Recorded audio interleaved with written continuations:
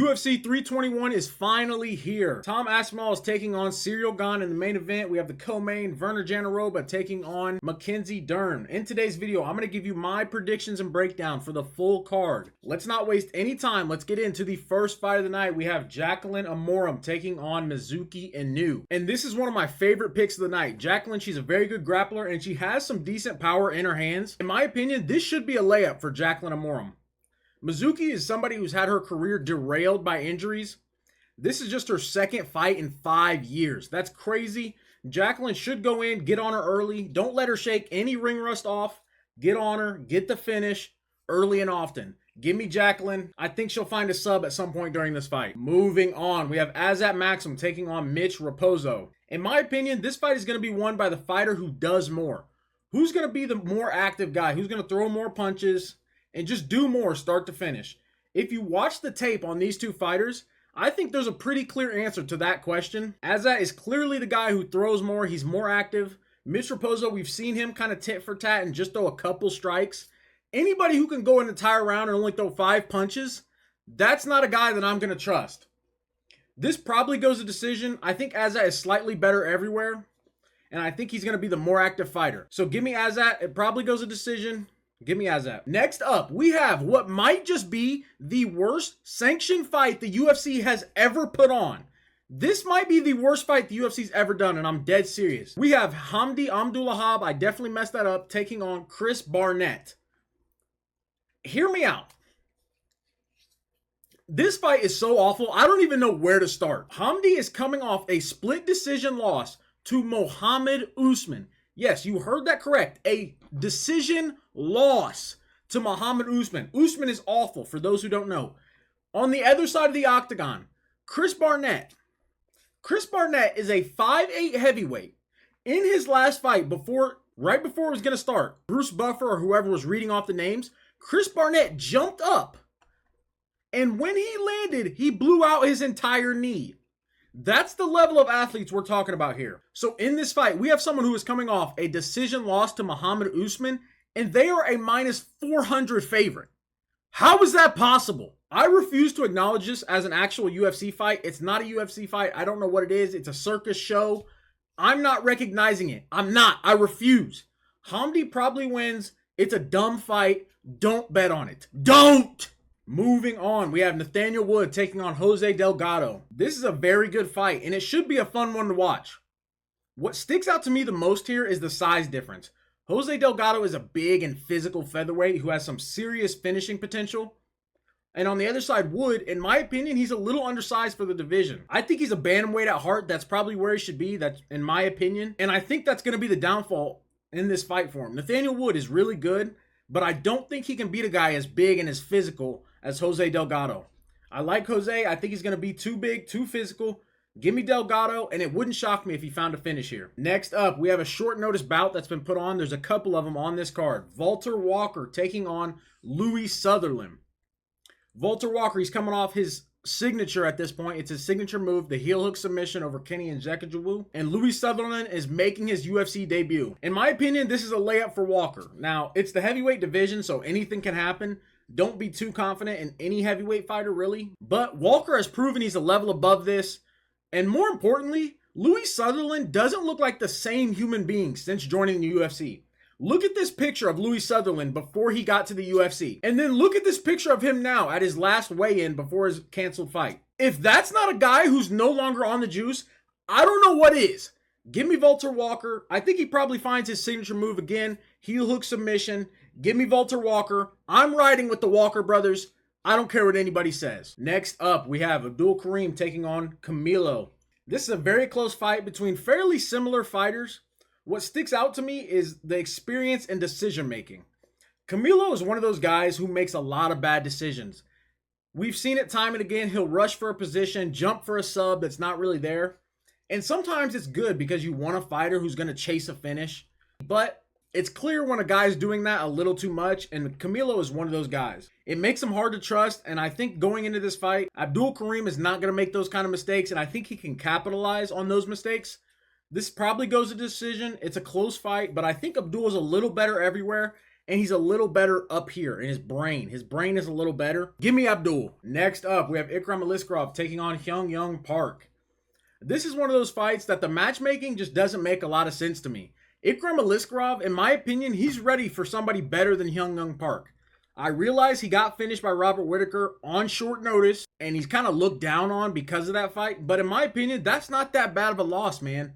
Robert Whittaker's really good, and he was really good at the time. He's still really good. Either way, I think Aliskerov is going to dominate in this fight. He's better everywhere. On the feet, it's close, but I think he's a little better. He's definitely more powerful. And on the ground, he's a level above Park. I think Aliskerov is going to find a KO at some point during this fight. Give me Ikram. Next up, we have what should be an absolute banger. Ludovic Klein taking on Matus Rebecki. This one should be a banger. But how and why is Rebecki back in the octagon already? It feels like just a month ago, I was watching Rebecki's entire face mangled in a fight against Chris Duncan.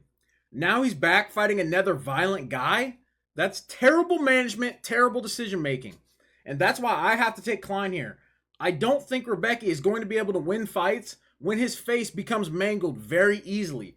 He wears damage too easily. We've seen guys like this before where their face cuts open easily, their nose bust, and I think Rebecki is one of those guys. Listen, I like him because he goes to war and he always has fun fights, but I think it's too much, and it's going to become too much as his career goes on. I think Klein gets the win, and he probably finds a late finish at some point during this fight. Give me Ludovic Klein. Moving on, we have another short notice bout. Nasrat Haqparast taking on Quillian Salkid. I definitely messed up his name. This is another short notice fight, and this one should be a fun scrap. I've been going back and forth on this a little bit because I like Salkid. I don't know how to say his name. I could be butchering that. Salkid, somebody let me know if I'm saying that right. He's a super fun prospect. I just wish he wasn't fighting Nasrat Haqparast. I think it's a bad short notice matchup for him. Nasrat's a guy who's going to put that pressure on him and have good cardio and push a pace that Salkid I don't think is going to be able to keep up with here. So if he can't find a finish early, I think he's going to lose the fight. I'm leading Nasrat here. He probably wins by decision. Pressure, pace, it's going to be too much. Now, moving on to the main card opener, we have Alexander Rakic taking on Azamat Murzakanov. Rakic, man, he's one of those fighters that I never feel good about. I don't feel good when I pick him, but I feel like he can beat anybody. Now, Azamat has some serious power, so this comes down to whether or not he can land that one shot. If he can't, Rakic's probably going to sit outside and point fight him and win a decision. But I think Azamat will be able to find his chin at some point. He's good, and he's good at picking his spots. It's a close fight, but give me Azamat. I think he's going to find Rakic's chin. Next up, we have another banger fight. Alexander Volkov taking on Jailton Almeida. This is a very good fight in the heavyweight division between two guys who are probably fighting for the next title shot. This is a classic striker versus grappler matchup. And I'm going to put this out there now. In the past, I have expressed very real hatred for Jailton Almeida. Mostly because he laid on top of Derek Lewis for 25 straight minutes and did nothing. That's going to stick with me for the rest of my life. I hated the entire fight. It drove me insane. But I can't deny he's very good at what he does. The big question here is, can he do that to Volkov? Can Jailton Almeida use that wrestling that he's been able to use against everybody, drag him to the ground, and do what he does? Man, this is tough because Volkov is a hard guy to hold down, and Volkov has looked like he's getting better and better. But I have to side with Jailton Almeida simply because he has the biggest strength here. He's the best at what he does in the entire division. And I kind of want to see him fight Tom Aspinall, if I'm being completely honest. Give me Jailton Almeida. I think he's going to pull Volkov to the ground and kind of dominate the fight. I could see it being another boring decision.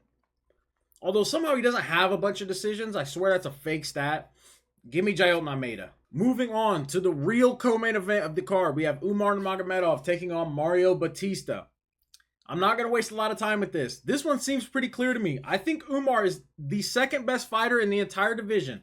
And honestly, Mario Bautista is a little bit of a fraud in my books. At this point, the fact that Mario Bautista took Patchy Mix to a decision, that's a bad look. Patchy Mix is terrible. So Mario did that. He held Aldo against the cage for 15 minutes, and then he beat Damon Blackshear. Nothing about that tells me he's capable of beating Umar. Now, stylistically, he can pose some problems for Umar Nurmagomedov, and I honestly wouldn't be super shocked if he did win a round somewhere in this fight. But I think Umar's going to dominate. It'll be a decision win, 29-28 or 30-27. Give me Umar Nurmagomedov. Does he deserve a title shot after this win? No. Next up, in the co-main event, we have Jandiroba taking on Mackenzie Dern. That's fucked up, my bad. This is a rematch of a fight that took place about 5 years ago. Dern won by decision. I'm going to tell you now, that means absolutely nothing to me. 5 years ago, these are two completely different fighters.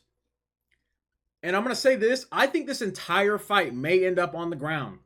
And I think that favors Jandiroba.